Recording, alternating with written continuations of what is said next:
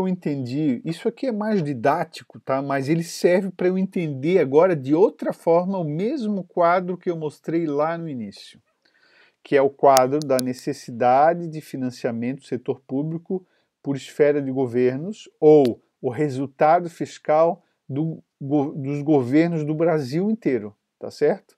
Então vamos lá, agora a gente vai entender o negócio, como é que eles apresentam. Lá em 2013, todos os governos, a União, os estados e os municípios, conseguiram ter uma necessidade de financiamento do setor público de 91 bilhões negativo, ou seja, não precisou de dinheiro para financiar o resultado primário. Houve um superávit primário. Atenção!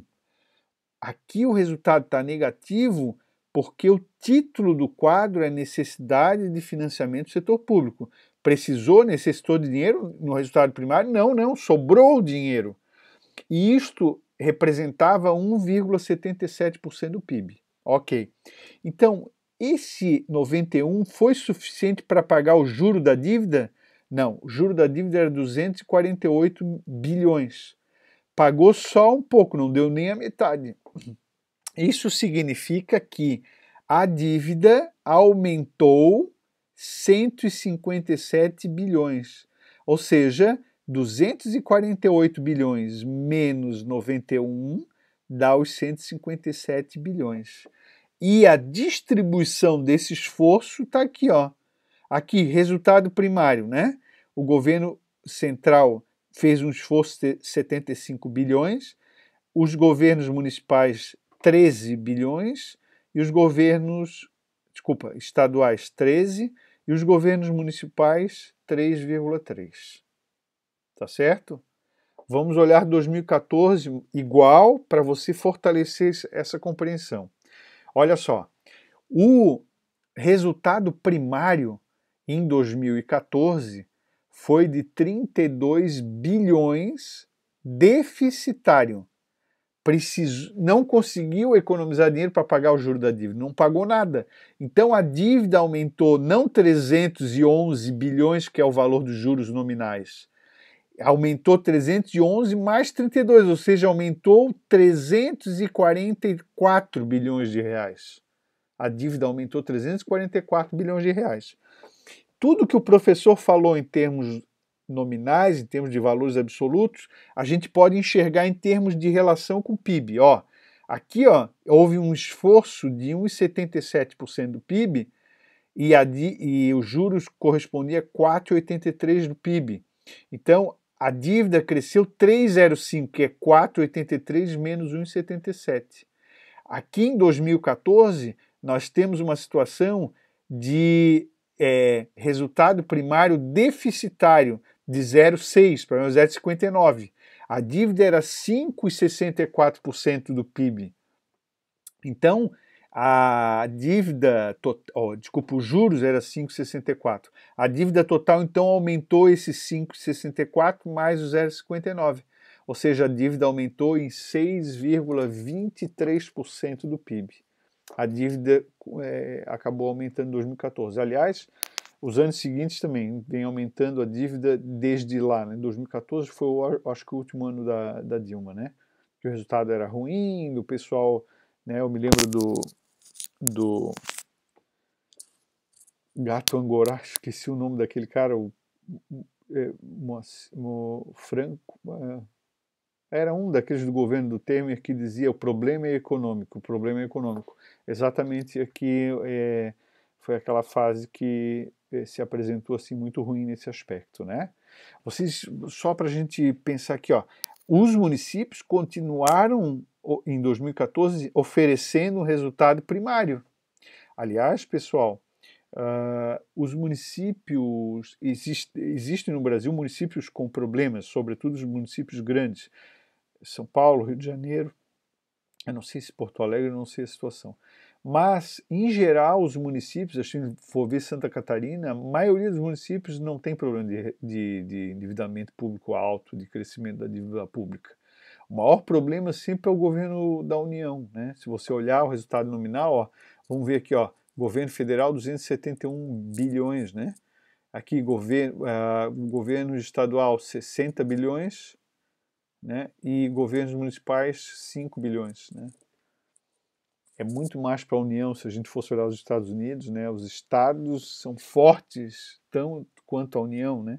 Mas aqui você olha aqui e a União é quantas vezes mais pesada do que os estados juntos, né? Para 203, 5 vezes, 4 vezes, né?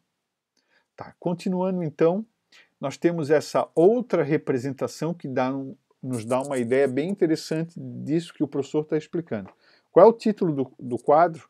O quadro agora tem 3 títulos. Resultado primário é um título. Juros nominais é outro. E necessidade de financiamento público. Então vamos lá. Aqui, necessidade de financiamento público, o valor é a necessidade de financiamento público. Então você precisou 5,17% do PIB de dinheiro de dívida. Aqui você precisou 2,87, 3,54, assim foi. Né? Juros, os juros 8,41, 6,56, assim foi. Né? Se você pegar ali, esses números batem com o quadro anterior, 4,83, 5,64. Resultado primário, resultado primário, 3,23, superávit, 3,69, superávit, 2014, menos 0,59, déficit. Professor, mas no quadro anterior não era o contrário? Era, porque o quadro inteiro era necessidade de financiamento do setor público. Aqui não. Aqui eu tenho 3 informações, está ali no título, e uma delas é resultado primário. Só que a interpretação do cálculo é a mesma, pessoal. Então vamos lá. Aqui em 2003 tinha 8,41% do PIB para pagar de juro. Conseguiu pagar 3,23. A dívida cresceu 5,17. Você viu? 8 menos 3, 5. 2010 você tinha 5% do PIB de juros da dívida. Você conseguiu quase 2, pagar 2. Então, 5,33 menos 3, quase 2, quase... Não, eu me atrapalhei. 2010, você tinha 5, você conseguiu 2,62. Então, a dívida cresceu 2,4, que é a diferença de 5 menos 2,6. Não é? Em 2014, então, você tem uma dívida para pagar de 5,64, mas você não conseguiu ter resultado primário positivo. Você teve déficit primário. E, portanto, a dívida aumentou em 6,23, ou seja, 5,64 mais o 0,6. Ok?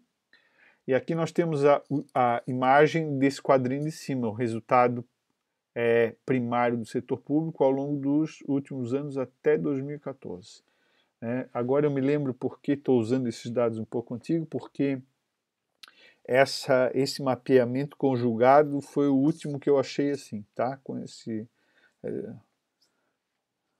Eu coloquei aqui sinal errado, juros nominais, positivo, não tem nada de errado aqui, está tudo certo, tá? Ou seja, não precisava ter o sinal, o primário não é assim, né? Não é assim, seria negativo, né, o sinal, né? Aliás, não tem sentido esse sinal, porque é igual a 8 menos 3, ó. 8 menos 3, ó. Desculpa, 6 menos 3, né? E aqui 5 menos 0,59, né? Na matemática a gente soma quando o sinal é menos dá mais, né? Ok, e aqui a gente tem uma imagem que demonstra o resultado nominal comparado com o resultado primário do governo como um todo, contando União e Estados. E aqui, uma coisa que talvez vocês gostem, né? É cedo ainda, tem que fechar pelo menos uns 2 anos aí para a gente botar o governo Bolsonaro, né? Vamos esperar terminar esse ano e a gente atualiza esse quadrinho aí. Nós temos um quadro aqui da dívida histórica. Agora a gente tem que considerar o seguinte, pessoal. Aqui tem uma época, aqui, ó, do Sarney para cá, que tem muita volatilidade nesses números. Olha, essa volatilidade, ela está relacionada a duas coisas. Uma delas é a falta de confiabilidade das informações. E essa falta de confiabilidade das informações, ou seja, muito esqueleto, muita dívida guardada no armário, muita dívida municipal, estadual que não ia para as estatísticas. Com a LRF, uma das coisas que foram feitas, a União fez a renegociação das dívidas dos estados e municípios e disse: me dá as dívidas que vocês têm com o exterior, vão ficar tudo comigo. Você paga para mim e eu contingencio no fundo de participação do município ou do estado. E eu pago para o credor internacional. Esse procedimento foi super importante para diminuir o risco do Brasil. Muito importante na época do real, para viabilizar o real. Mas eu vou falar sobre o real um pouquinho depois, tá? Então aqui nós temos problema de confiabilidade. E um dos motivos, além dessa questão do esqueleto no armário, de falta de confiabilidade de dados, é também a inflação altíssima, né? Na época do Sarney, na época do Collor, inflação muito alta. Daqui em diante, do Fernando Henrique Cardoso, teve uma explosão da dívida, e essa explosão da dívida é exatamente a tirada do armário de muito esqueleto, a descoberta de dívida que não aparecia, e também uma consequência negativa da estabilização econômica, que o professor já vai falar um pouquinho quando falar de LRF, um pouquinho mais adiante, tá? E aí aqui nós temos aqui mais recente, provavelmente aí vocês já conhecem mais a história a partir do governo Lula, acho que é 2001, 2012, né? Você tem um decréscimo do endividamento, ou o que é esse número? É a relação dívida-PIB. Aqui é importante deixar claro o seguinte, a dívida nunca diminuiu. Chegou lá no final do governo Lula, o Delfim Neto propôs que se adotasse o resultado nominal e passasse a diminuir o principal da dívida. Mas vocês, vamos combinar. Gestor público em geral não quer diminuir dívida, ele quer que a dívida esteja sob controle. Porque se ele diminuir dívida, o que ele vai fazer? Ele não vai realizar no governo dele, vai pagar a conta de alguém que realizou no passado. Eu não concordo com isso, mas eu acho, a LRF veio para dificultar esse tipo de operação, mas eu sei que é assim que os políticos fazem, né? Então aqui o que aconteceu? A dívida não diminuiu ao longo do tempo, mas a relação dívida-PIB sim, ou seja, sempre teve um esforço para pagamento do juro da dívida, e esse esforço fez com que o PIB aumentando e a dívida não aumentando na mesma proporção, a relação dívida-PIB foi diminuindo, aí em 2014, com aquele resultado primário negativo que eu mostrei, a dívida subiu de 63% do PIB para 73%, e aí depois seguiu 76, 81, né? Bom, o próximo slide já dá para ver ali, é sobre lei de responsabilidade fiscal, então a gente já recomeça no próximo vídeo.